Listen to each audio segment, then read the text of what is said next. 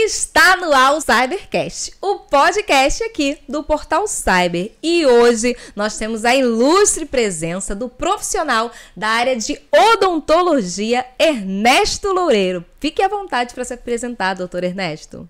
Olá a todos. Em primeiro lugar, eu queria agradecer ao Augusto o convite. Eu espero poder ajudar vocês a cuidarem da causa dos seus problemas e não dos seus efeitos. E esse é um dos motivos que fez o Portal Cyber ficar encantado com o modo de atender, o modo de trabalhar e principalmente com o conhecimento do doutor Ernesto. E aqui nós vamos abordar questões que muitas vezes a gente pensa que está ligado somente ao emocional, mas é muito mais do que tudo isso. Nós vamos aqui falar de ronco, de apneia, de respiração, diversas questões que jamais imaginaríamos que tem a ver com o alinhamento, com a nossa mastigação, e o doutor Ernesto vai tirar essas dúvidas pra gente. Para começar, o privilégio é nosso, doutor Ernesto, em ter o senhor aqui conosco, trazendo informação de qualidade, que esse é uma das missões do Portal Cyber, levar informações de qualidade para o nosso público e que as pessoas possam mudar os hábitos através da informação. E é esse o poder que o jornalismo tem. Tanto de levar a morte como levar a vida, mas nós estamos aqui para levar a vida através do conhecimento. Vamos já começar, doutor? Essa questão do roncar. Muitas vezes a gente pensa que o roncar está associado somente a trabalhei demais, estou cansado e por isso estou roncando muito. O que está por trás do roncar, doutor Ernesto? Não é bem assim. Não é porque você trabalhou demais e está cansado que você vai roncar. Na realidade, o ronco em si não é uma doença, não é uma patologia. O ronco é a consequência de você ter alguma parte do tecido das vias aéreas superiores está hipertrofiado, está aumentado de volume, ou hipotônico, está flácido. Então, a passagem do ar quando você respira faz essas estruturas vibrarem e daí o barulho que incomoda tanto quem está do seu lado, né? Só que, na verdade, o importante é que, embora não seja uma patologia, roncar é o primeiro degrau de que você vai ter problema no futuro, né? Que é o que a gente vai desenvolver aqui. E uma das questões também, eu falo por conta da minha filha, que eu entendo, né, a gente está investigando ainda, que ela desenvolveu aí a apneia, mas a apneia do sono, tem outras questões que estão ligadas à apneia, não é mesmo, doutor? Sim, tem outras questões. Eu gostaria primeiro de explicar um pouquinho, rapidamente, dar uma pincelada como é que funciona um sono de uma noite normal, de uma noite que acontece como deveria ser. O sono se divide em ciclos, chamados de ciclos circadianos. Cada ciclo tem em torno de 90 minutos e você faz de 4 a 6 ciclos por noite. Em cada ciclo, você tem algumas fases. Tem a fase não REM, que tem subfases, que eu não vou falar, que não vem ao caso, e tem a fase REM, que é a fase que todo mundo já ouviu falar, do sono REM, do sono profundo. REM é um acrônimo em inglês de Rapid Eye Movement, que quer dizer movimento rápido dos olhos. Quando você vê uma pessoa dormindo de olho fechado que o olho está mexendo, ela está na fase REM. E qual é a importância da fase REM?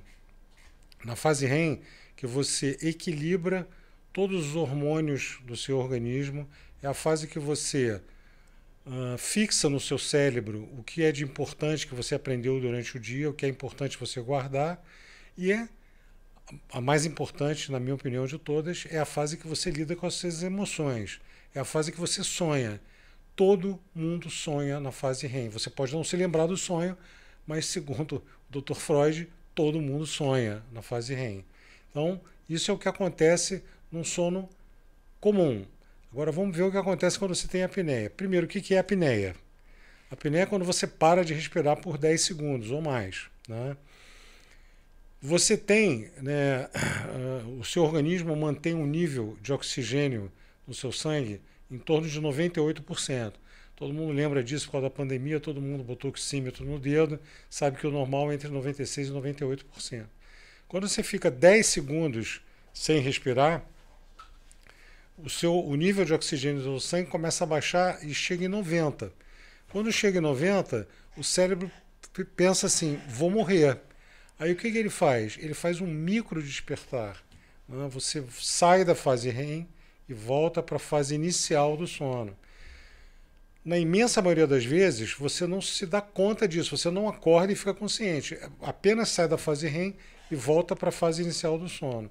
Só que dependendo do número de vezes que você faça isso, não, você simplesmente não vai ficar o tempo necessário na fase REM. Eu já atendi pessoas que faziam 30 apneias por hora, já atendi pessoas que faziam 60 apneias por hora, e a pessoa que eu atendi que fazia o maior número de apneias por hora fazia 133. Enfim, essa pessoa achava que dormia, porque ela não dormia. Então, essa pessoa acorda cansada, né? Acorda achando que não dormiu nada, porque na realidade não dormiu mesmo, tem dificuldade de concentração, dificuldade de foco e mais algumas outras coisas. Nossa, doutor, enquanto você falava, eu lembrava claramente do que eu passei com a minha filha dormindo. Quantas noites, inclusive, eu passava a dormir com ela, que eu falava, meu Deus, eu tenho medo da minha filha não parar de respirar. E eu tenho que estar lá perto para eu estar, porque dá esse desespero pra gente enquanto mãe, a criança com essa questão da apneia. Cheguei até a dar alguns medicamentos, né, na época indicados pela pediatra. Graças a Deus ela tá, não, assim, teve uma melhora nesse quadro, mas depois, analisando, eu entendi a questão do sono.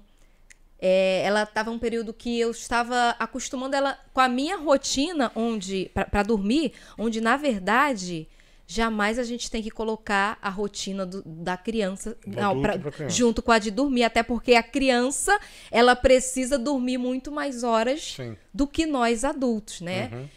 E eu acho importante a gente ouvir do senhor sobre isso, justamente porque uma coisa é a jornalista e mãe falando, outra coisa é um profissional da saúde falando. Dessa questão de que a tecnologia, às vezes, né, na maioria das vezes, inclusive, as crianças elas estão imersas aí na tecnologia, aí vai dormir muito tarde, e isso realmente prejudica o cognitivo e até mesmo a respiração, não é mesmo, doutor? É bom você ter tocado nesse ponto de celular e televisão, que isso é uma tecla que eu bato muito lá no consultório, com pessoas que têm dificuldade de pegar no sono. O que acontece é o seguinte, quando você acorda de manhã, você está com cortisol, que é o hormônio do estresse, é o hormônio chamado hormônio de correr do leão, você tem que acordar pronto para tudo, lá no alto, e a melatonina, que é o hormônio responsável por você entrar na fase de vontade de dormir, lá embaixo. Então, ao longo do dia, isso vai se invertendo. O cortisol vai diminuindo e a melatonina vai aumentando. Acontece que se você ficar exposto a tela de celular, principalmente, mas de televisão também, de computador também, você vai interferir na mudança das ondas cerebrais. Você vai dificultar com que você entre numa fase de relaxamento e de sono. Por isso que tem tanta gente que tem dificuldade de dormir. A primeira coisa que a gente faz quando a gente recomenda higiene do sono, né, que é um programa que a gente pode fazer várias coisas, não pode ver tela antes de 2 horas antes de dormir. Então você vai dormir, deu 2 horas antes da hora que você quer dormir, de preferência toma um banho, relaxa e vai fazer alguma coisa. O ideal é fazer meditação, né? Mas nem todo mundo consegue. Eu, por exemplo, não consigo. Então eu vou ler, mas quem consegue é ótimo.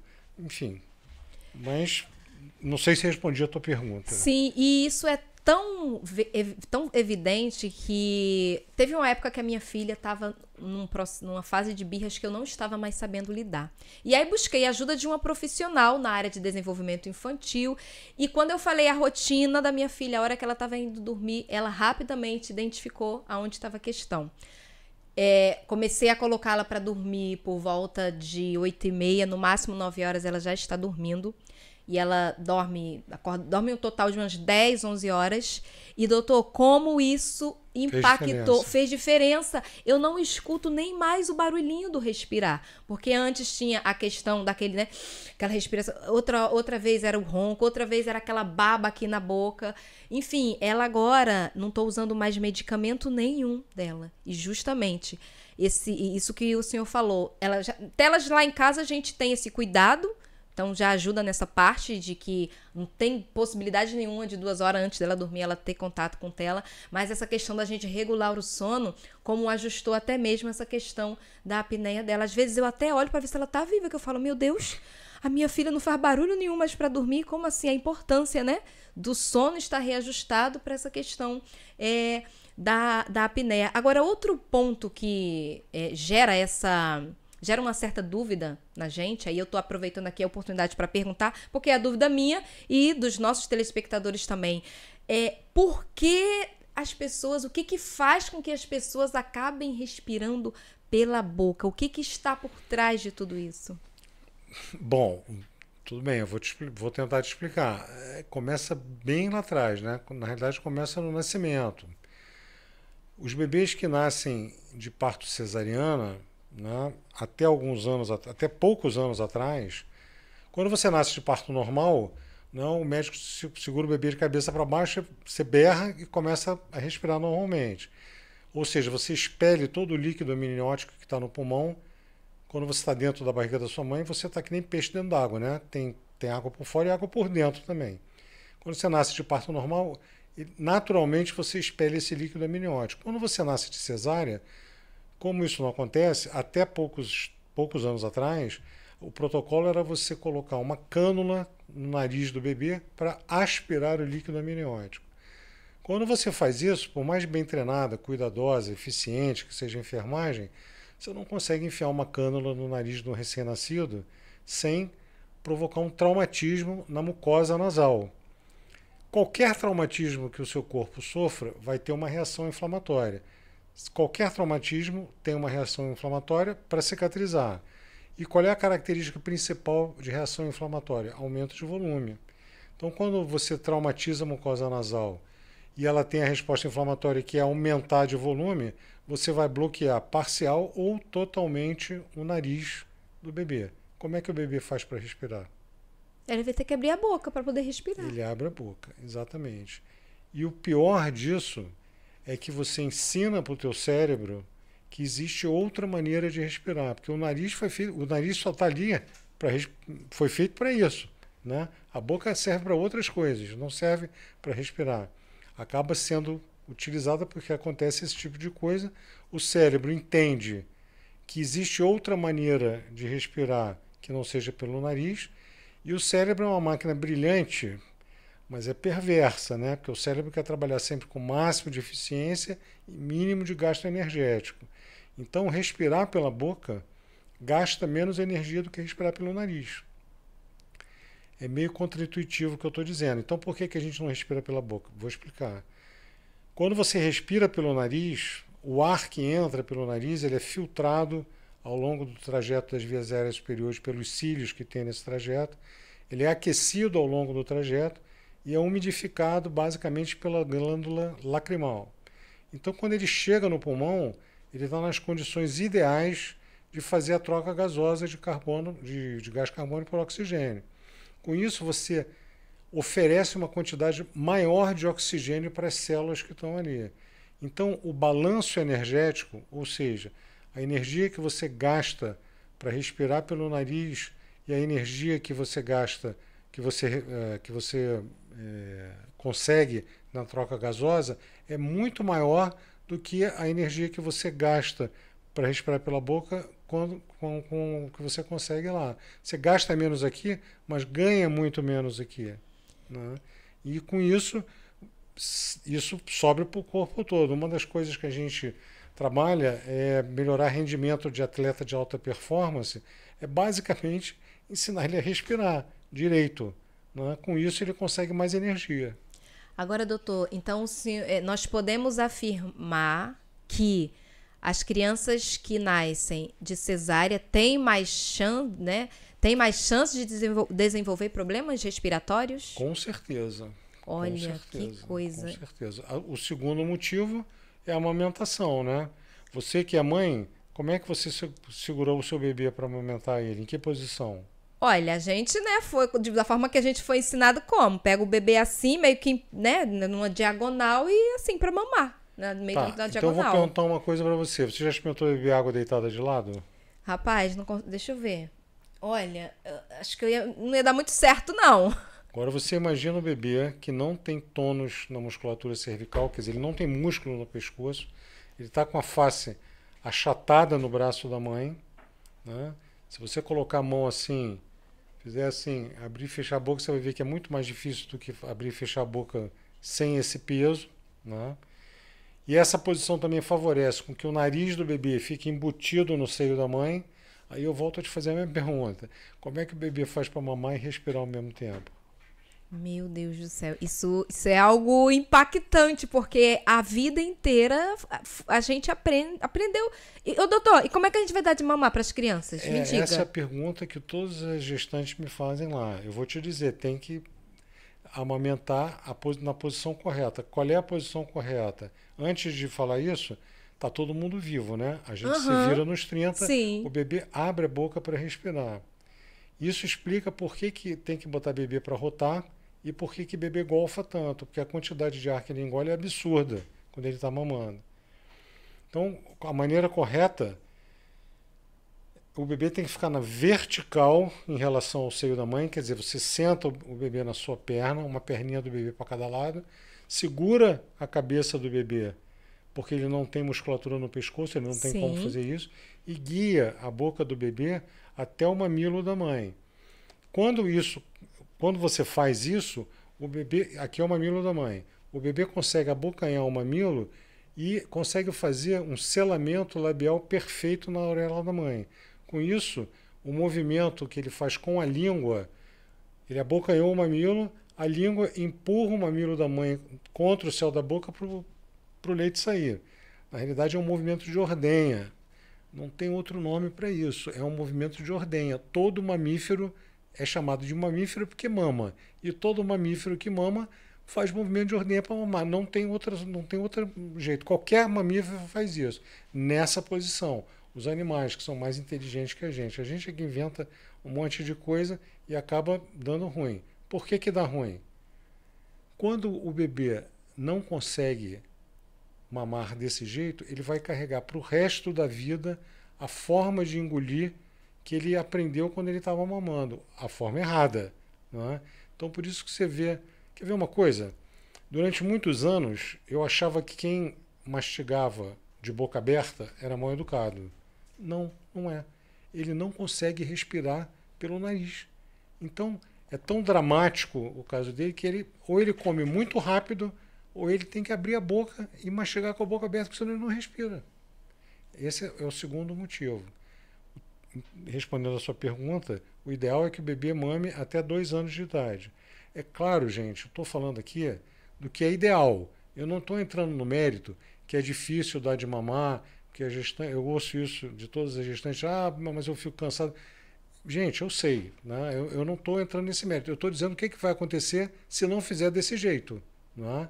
Agora, cada um sabe de si, né? Se você prefere se sacrificar agora para os dentes dos seus filhos não ficarem todos tortos quando ele for mais velho, é uma decisão sua. Né? E a última coisa muito importante é mamadeira. eu já ia perguntar, inclusive, sobre isso. Mamadeira é a pior coisa que você pode fazer. Né? Porque o bico da mamadeira não chega nem perto da plasticidade do mamilo humano. Né? Então, é um tamanco que você coloca dentro da boca do bebê. Para aquele negócio entrar na boca do bebê, ele tem que abaixar a língua. Né? Quando ele abaixa a língua, né, ele fica com aquele negócio todo na boca, ele acaba respirando pela boca também. Porque ele abaixou a língua, quando abaixa a língua, você libera a entrada da orofaringe lá atrás e respira pela boca, porque o cérebro já está dizendo para ele que respirar pela boca é mais fácil. Então ele vai respirando pela boca. E o pior de tudo, a mamadeira, você precisa fazer sucção para o leite sair. Né? Senão ele não sai. Não adianta o bebê empurrar o bico da mamadeira com a língua, porque não vai sair nada. Ele tem que chupar a mamadeira. Então ele faz isso. Ó. ele trabalha com esse músculo aqui. Aí o que acontece? Você trabalha loucamente esse músculo aqui, é como se você estivesse fazendo leg press nesse músculo aqui, e está com a língua abaixada. A língua tem que ficar posicionada colada no céu da boca, entre os dentes superiores. Quando você abaixa a língua e trabalha muito o músculo da bochecha, né, esse músculo aqui fica sem antagonista e a musculatura começa a apertar o arco. Os dentes começam a fazer assim, ó. Começa a apertar. Aí começa a ter apinhamento de dente, mordida cruzada, uma opção de coisa. Mas doutor, essas informações, assim, elas são inovadoras, e eu vou usar a palavra polêmica também nesse sentido, porque como mudar esse jeito de fazer, né, que a gente aprendeu assim, e como conscientizar as pessoas disso? A mãe, seu filho vai ter que ficar na posição vertical para amamentar. Olha, as pessoas estão preparadas para receber esse tipo de informação? Infelizmente não, porque a cultura é um traço muito forte na gente, né? Agora, se você vê, nenhuma índia amamenta seu filho nessa posição. Eu duvido que você encontre uma foto de índio mamando ou filme, qualquer coisa, que ele não esteja em pezinho mamando em pé, né?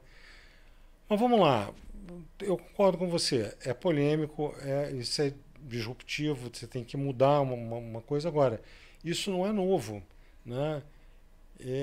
Eu aqui quero fazer um agradecimento especial a um dentista australiano chamado Chris Farrell, que fala nisso desde 1990, né?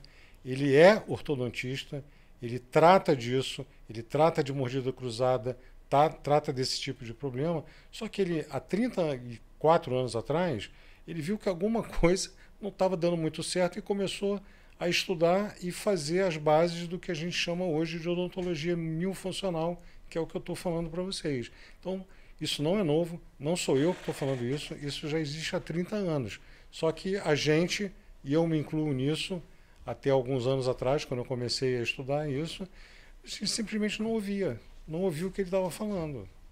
Inclusive, quando eu tive a oportunidade, né, de entender sobre a odontologia miofuncional, através do senhor, doutor, eu falei, gente, como assim? Isso existe há tanto tempo e eu, enquanto jornalista, não tinha consciência, e quantas outras pessoas, há 32, 33 anos, né? E a gente não tem essas informações no meio jornalístico. E editorias específicas também é difícil você achar conteúdo nesse sentido. Então, por isso que o Portal Cyber ficou assim, extremamente na necessidade de levar essa pauta para que a gente comece a saber que existe isso, já existe há muito tempo, e possa ter a possibilidade de mudar essa cultura.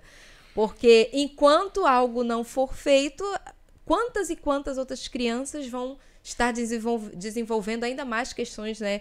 A questão dentária, a questão respiratória, e a gente não vai entender onde que está a causa de tudo isso. Quando eu me apresentei para vocês, eu disse para vocês que eu ia tentar que vocês procurassem tratar da causa dos problemas e não dos efeitos, né? Então, quando os dentes estão desalinhados e você coloca um aparelho de dente, você alinha os dentes novamente, né? Tudo bem. Só que quando você termina o tratamento, das duas uma, ou você usa uma contenção para o resto da vida, né, para manter o que você fez, ou você chuta o balde, não usa, e aí volta tudo a ficar apinhado de novo. Aí a pergunta é, esse tratamento que precisa de uma contenção para manter o que foi feito, você tratou da causa ou tratou do efeito? Você tratou do efeito, né? Por isso que não adiantou, é um tratamento paliativo. Você precisa tratar da causa, né? Por que o dente ficou desalinhado? Porque a musculatura envolvida, né, no sistema mastigatório está desequilibrada, né? A língua normalmente está fora do lugar onde deveria estar, o lábio também está hipotônico, está fraco, você não consegue fazer selamento labial, não consegue manter a boca fechada. Então você tem que trabalhar isso tudo para que isso não volte a acontecer.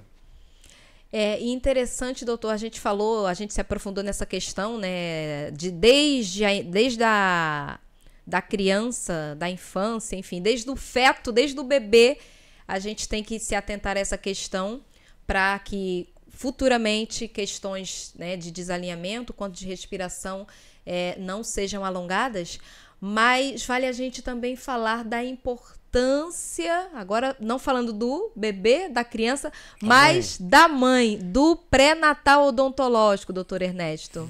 Vou falar disso. Eu só queria acrescentar uma coisinha ainda em relação à respiração. Para você ver como é importante a respiração, olha só, quando você respira pela boca, para você respirar pela boca, você tem que abaixar a língua para liberar a entrada da orofaringe para o ar poder entrar aí para o pulmão, né?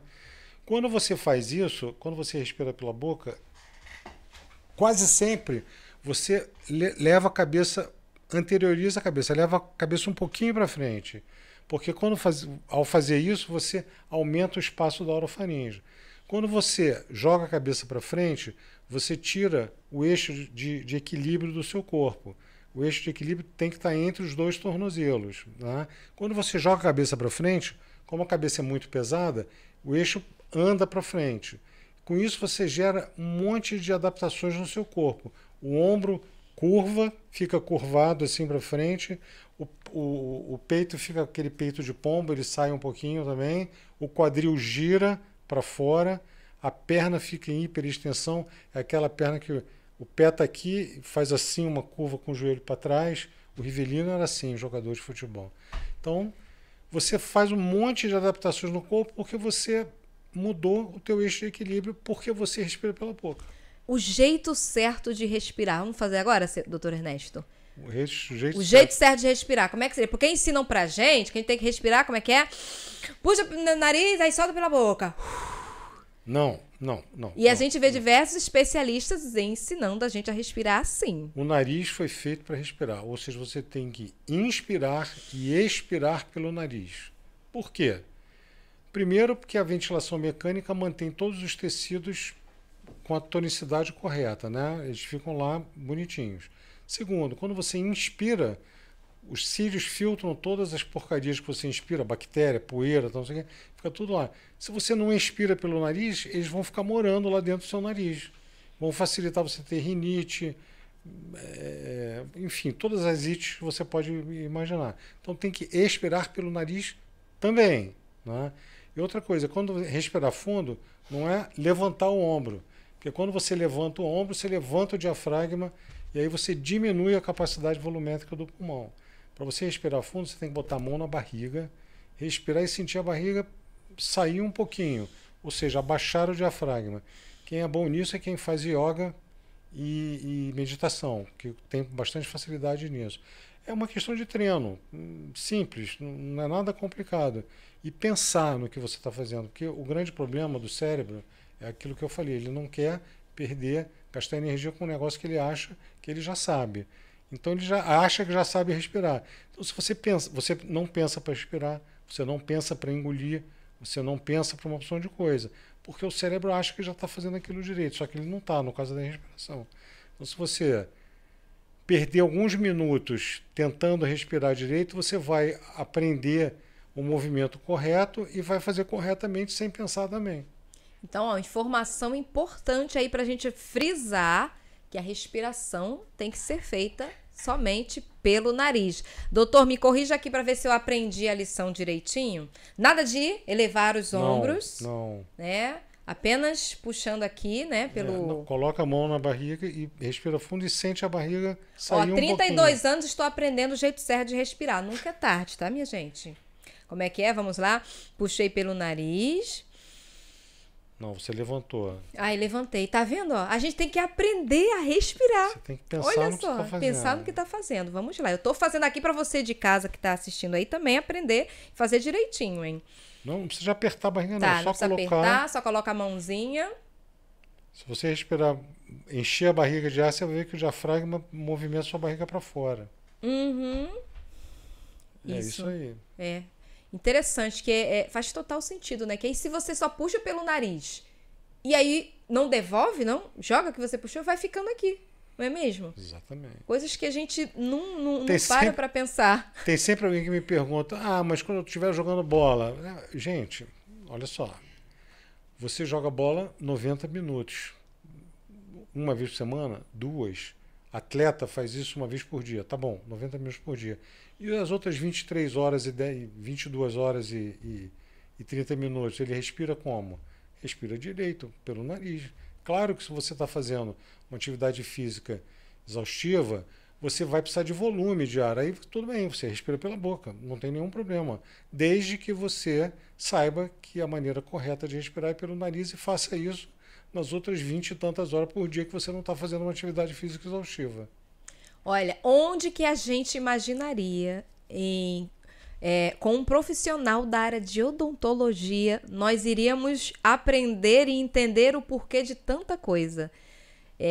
Você que está assistindo aí esse podcast, sinta-se privilegiado com a presença aqui de Dr. Ernesto, trazendo essas informações riquíssimas que você vai poder, a partir dessas informações, transformar, né, levar conhecimento para outras pessoas e mudar também os seus hábitos. Porque depois que nos bastidores a gente veio conversando sobre a questão da respiração, nem aqui no ao vivo eu consegui ainda aprender o jeito certo de respirar, né? Ainda tem que treinar muito, né, doutor Ernesto?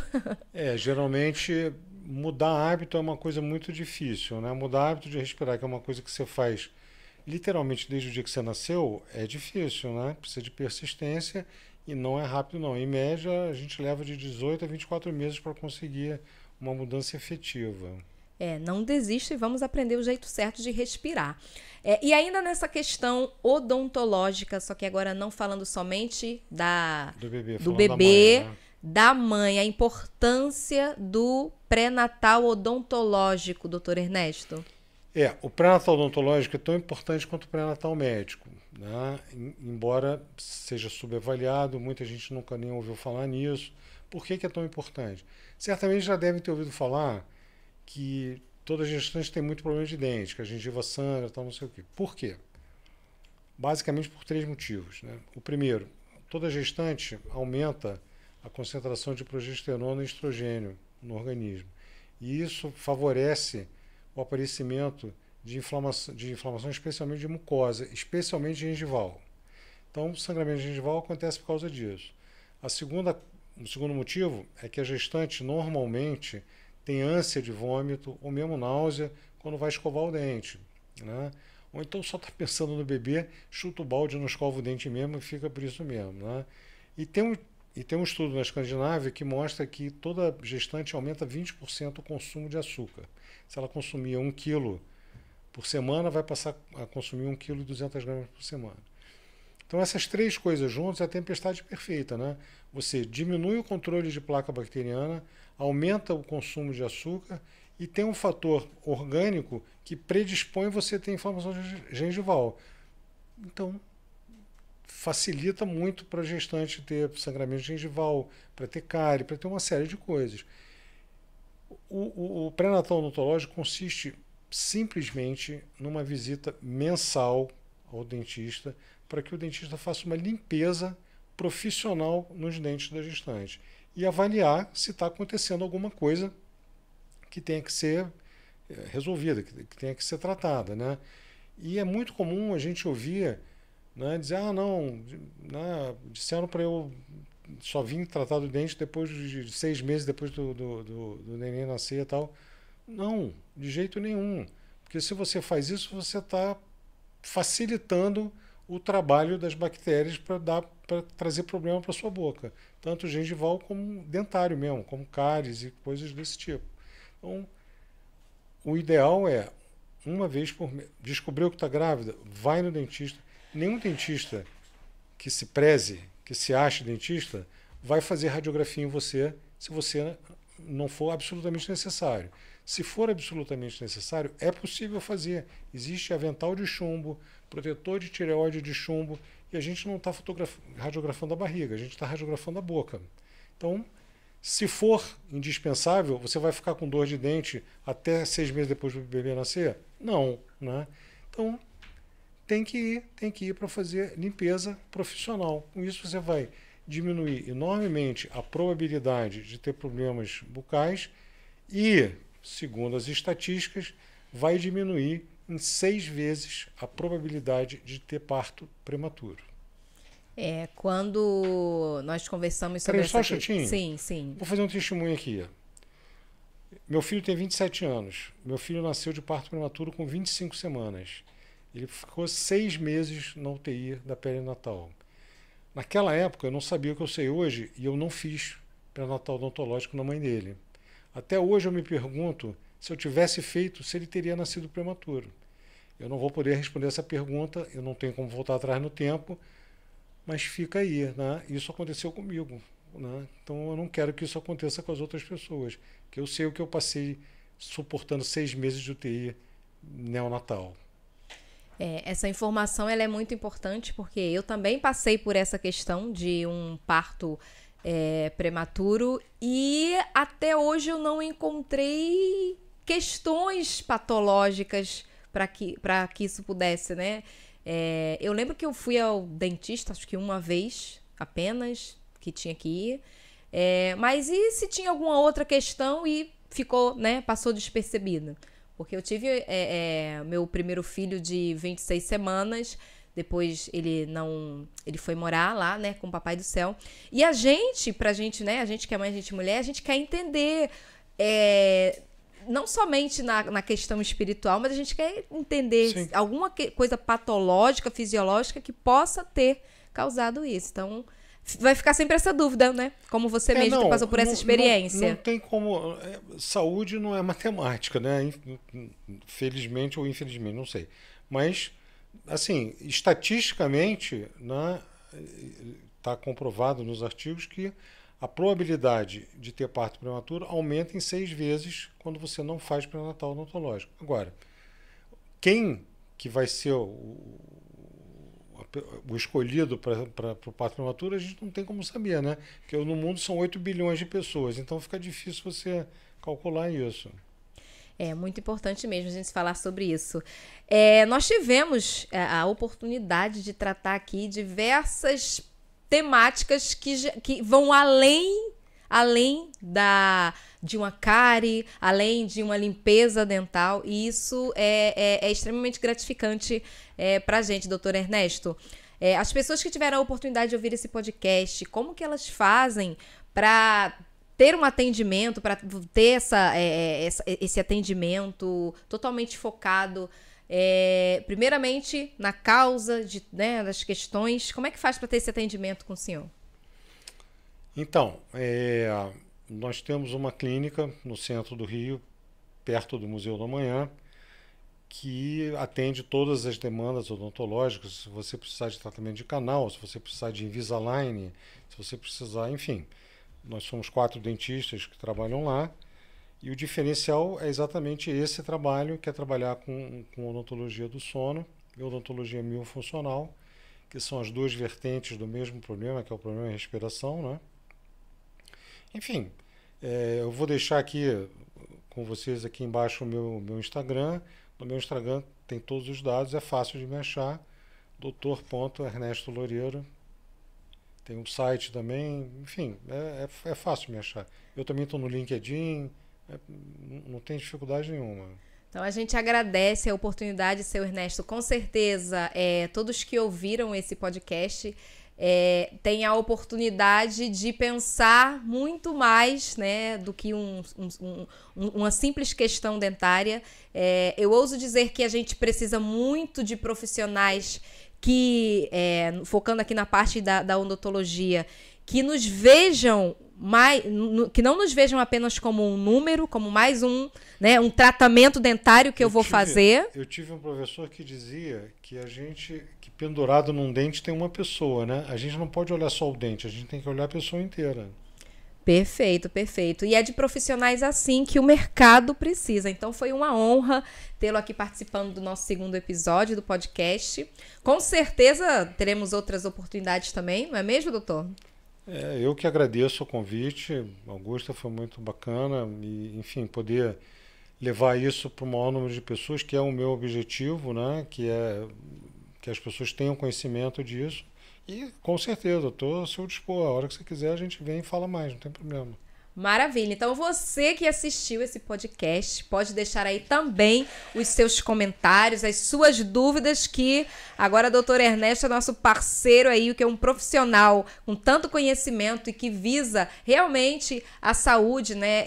Ele não tem essa preocupação de ter você todo dia, todo mês, todo semestre lá. Ele quer realmente que você cuide de fato da sua saúde e volte para mostrar, olha, continua aqui o resultado no seu dia a dia, e você poder ir lá levar um depoimento de profissionais assim que a gente tem o maior prazer em trazer aqui para o nosso portal de notícias. Então, muito obrigada, doutor Ernesto. E você que assistiu esse podcast, como eu disse, deixe seu comentário.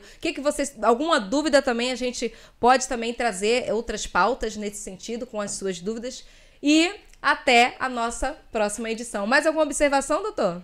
Não, só acrescentar, se alguém tiver alguma dúvida, manda para você, que você manda para mim que eu respondo. Isso, tem também aqui as redes sociais do Dr. Ernesto, vocês querendo mais, né, conteúdo, se aprofundar mais, ele está sempre, que possível, postando, levando esse conhecimento, essa orientação, que é disso que a gente precisa. Então, até a nossa próxima edição do Cybercast. Até.